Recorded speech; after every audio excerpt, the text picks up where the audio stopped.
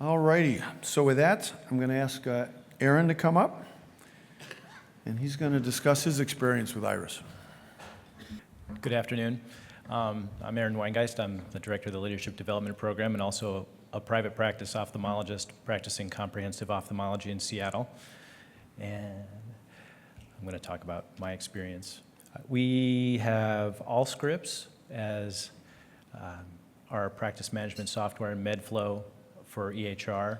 We've been on these systems for the better part of 3 years, and we started with IRIS about 1.5 years ago. I have no disclosures. This is my dashboard as of the end of March, and like George, there's some areas that we do well in, and there's some areas that we don't do so well in. It's interesting to show that my diabetic eye exam numbers are low, and that my complication rates within 30 days after cataract surgery are marginal. And those are, of course, things that we want to improve on. The level, when drilling down on IRIS 2, you can see that my trend over the last year, and there's been a concerted effort to improve the way that I document. I think we all think that we're providing good care and doing all the things that we're supposed to do with patients, but when you're able to go back and look, sometimes what you discover is that the things that you think you're doing are not really documented very well. So a concerted effort to improve on the way that we document has been very helpful for me and for the guys in my practice. You can see the numbers and the way things have improved over the course of the last year. I am communicating a little better than George, but that's probably all that I'm doing better than George. Again, this is in IRIS 3. And so for me, IRIS has really allowed me to monitor my PQRS measures and do a good job. It has helped me ensure that I get to the areas that look like they need improvement so I can provide better care to my patients, document better, and hopefully preserve my ability to access the plans that I need. It does allow me to be in a little bit of competition with my partners to help poke at them to try and do a better job.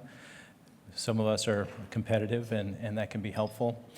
And in our group, we were approached by our community hospital and asked whether we could demonstrate that we were providing good quality care to our patients. And IRIS was a simple way to go back to our department chair and say, you know, we're already involved in a data registry, and do we need to provide any other measures of quality other than the registry? And they came back and said no, so we're able to use our participation in IRIS to demonstrate quality at the hospital.